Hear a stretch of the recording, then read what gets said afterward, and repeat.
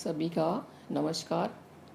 आज हम बीए भाग द्वितीय के हिंदी साहित्य के विद्यार्थियों से प्रथम प्रश्न पत्र के अंतर्गत कवि देव का अगला भाग पढ़ने जा रहे हैं। इससे पहले हमने 13 पद तक व्याख्याएं पढ़ ली है। अगली व्याख्या देखते हैं। आई बरसाने ते बोलाई वृष भानु सुता, निरखी प्रभानी प्रभा भानु की अथे गई। चक चकवानी के चकाए चक चोटनी सो, चौकत चकोर चक चौंद सी चके गई। नंद जी के नंद जुके नैनन आनंद भई, नंद जू मंदिरनी चंदमयी छे गई। कंजनी कलिन मई गुंजती अलिन मई, गोकुल की गलिन नलिन मई कह गई।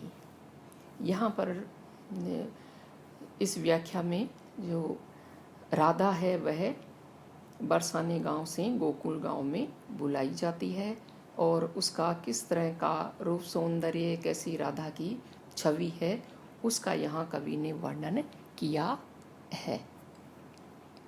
आई बरसाने ते बोलाई वृषभानु सुता।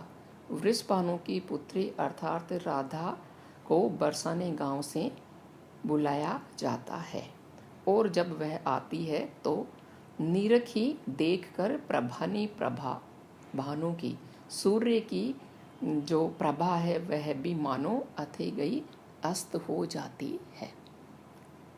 राधा के सौंदर्य की जो ज्योति है वह ऐसी है कि उसे देखकर ऐसा लगता है कि सूर्य की जो प्रभा है वह भी अस्त हो गई।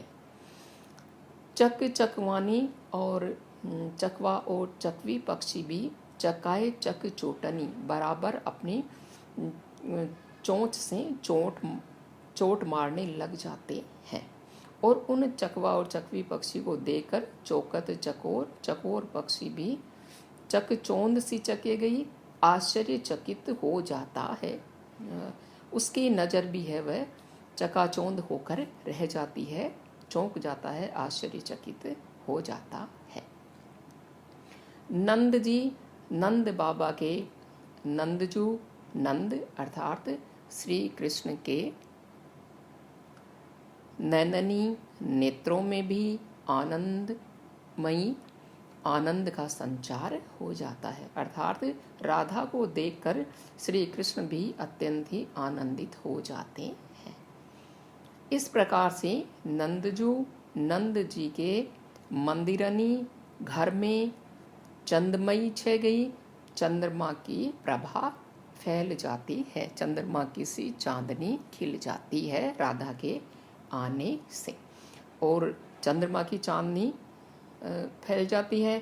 और कंजनी कमल की कलिनमयी कलियां भी खिल जाती है, गुंजती गूंजने लग जाते हैं उन पे अली भंवरे, और कमल की सी कलियां उनके घर में खिल जाती है और भंवरे भी उन पर मंडराने लग जाते हैं।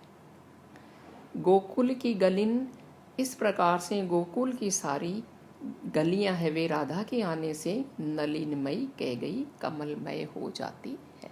इस तरह से राधा के आने से सर्वत्र खुशियां छा जाती है, आनंद छा जाता है, श्री कृष्ण भी प्रसन्न हो जाते हैं और गोकुल गांव में भी सारे प्रसन्नता छा जाती है। यहाँ पर जो राधा है उसके सौंदर्य का बड़ा चढ़ा करके वर्णन किया गया है और इसमें अनुप्रास, यमक, रूपक और अतिशोक्ति अलंकार का प्रयोग किया गया है। अगली है, राधिका कान्हे को ध्यान धरे, तब कान्हे वे राधिका के गुण गावे। त्यों असुआ बरसे बरसाने को, पाती लिखे लिखी राधे के ध्यावे। राधे वे जावत ही छिन में वह, प्रेम की पाती लय छाती लगावे। आपो में आपुन ही उर्जे, सुरझे विरुझे समुझे समझावे। यहाँ पर जो राधा है उसका श्री कृष्ण के प्रति जो अगाध प्रेम है उसे व्यक्त किया गया है। तो देखिए, राधिका राधा को जैसे ही कान्ह श्री कृष्ण का ध्यान धरे स्मरण हो आता है, अर्थात याद आती है। राधा को जैसे ही श्री कृष्ण की याद आती है तब वह कान्हवे कृष्ण बन जाती है और राधिका के गुण गावे और राधा के गुणों का गान करने लग जाती है। त्यों असुआ बरसे बरसाने को वैसे ही उसकी आंखों से आंसू बरसने लग जाते हैं। असुआ बरसे आंसू बरसने लग जाते हैं और वह पाती लिखे पत्र लिखती है, राधे के ध्यावे और राधा के गुणों का गान करने लग जाती है। अर्थात राधा को जैसे ही श्री कृष्ण की याद आती है तब वह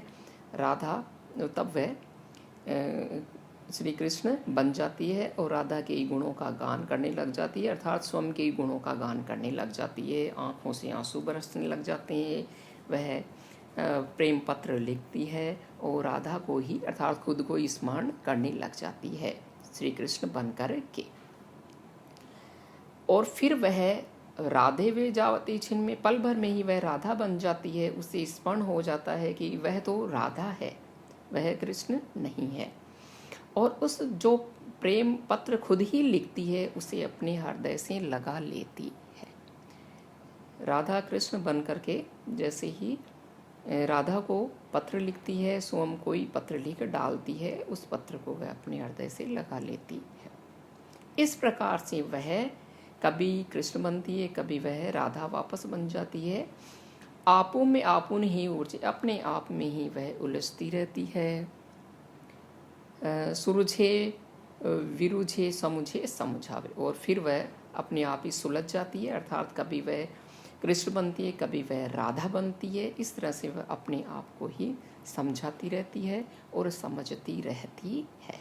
इस तरह से जो राधा है उसका इसमें श्री कृष्ण के प्रति जो प्रेम है उसे व्यक्त किया गया है। कभी वह कृष्ण बन जाती है कृष्ण को याद करके, कभी वह वापस राधा ही बन जाती है। और इसमें अनुप्रास और यमक अलंकार का प्रयोग किया गया है। अगली देखते हैं। पावरनी ते पावड़े परे हैं पूरे पोरी लगे, धाम धाम धूपन के धूम धुनियत है। कस्तूरी अगर सार चौवा रस घन सार, दीपक हजार ते अंधार लुनियत है। मधुर मृदंग राग रंग के तरंगिनी में, अंग अंग गोपिन के गुन गुनियत है। देव सुख साज महाराज ब्रजराज आज, राधा जू के सदन सिधारे सुनियत है। इस व्याख्या में जो है श्री कृष्ण राधा के घर पधारने वाले हैं, और राधा के घर जब पधारने वाले हैं तो पूरे नगर में किस तरह से उनके स्वागत में तैयारियां की गई है। पूरे ही नगर के निवासी भी, गोपियां भी, राधा भी, सब किस तरह से उनकी स्वागत में तैयारियां कर रहे हैं और सर्वत्र किस तरह से खुशियां छाई हुई है उसका इसमें वर्णन किया गया है। तो सबसे नीचे वाली पंक्तियां हैं वो वहाँ से शुरू करते हैं हम कि देव सुख साज महाराज ब्रिज राजास। देव कवि कहते हैं कि सुख साज समस्त सुख प्रदान करने वाले महाराज ब्रिजराज, ब्रिज के महाराजा श्री कृष्ण सुना है कि राधा जू के सदन, राधा के सदन घर सिधारे पधारने वाले हैं। सुनियत सुना है, सुना है कि आज ब्रिजराज महाराज अर्थात श्री कृष्ण राधा के घर पधारने वाले हैं। अब देखते हैं प्रारंभिक जो पंक्ति है वहां से। पावरनी ते पावड़े परे हैं पुर पोरी लग, नगर के दरवाजे से लेकर पूरे नगर में सब लोग उनके स्वागत की तैयारियों में लगे हुए हैं। धाम धाम प्रत्येक घर में धूप सुगंधित पदार्थ का धूम धुआं धुनियत मंडरा रहा है। समस्त नगर में धूप का धुआं मंडरा रहा है। कस्तूरी अगर सार चौवा रस घनसार। कस्तूरी अगर सार चौवा और कपूर, यानी कि ये सारे के सारे सुगंधित द्रव्यों से युक्त करके तेल के दीपक हजारों दीपक जलाए गए हैं अंधियारे को अर्थात अंधेरे को लूनियत दूर करने के लिए। कस्तूरी अगर सार चौवा कपूर आदि सुगंधित द्रव्यों से युक्त तेल के हजारों दीपक जलाए गए हैं जो कि राधा के नगर के अंधेरे को दूर कर रहे हैं, अर्थात श्री कृष्ण के स्वागत के लिए तैयारियां की गई है। और क्या क्या तैयारियां की गई है उसका वर्णन है। मधुर मृदंग मधुर ध्वनि में नगाड़े राग रंग के तरंगिनी विभिन्न रागों में बजाए जा रहे हैं। मधुर ध्वनि में नगाड़े आदि भी बजाए जा रहे हैं। अंग अंग गोपिन के गुण गुणियत है और विभिन्न राग रागनियों में जो गोपियां हैं वे भी गुणगान कर रही है। देव सुख साज महाराज ब्रजराज आज राधा जी के सदन सिधारे सुनियत। इस तरह से सुना है कि जो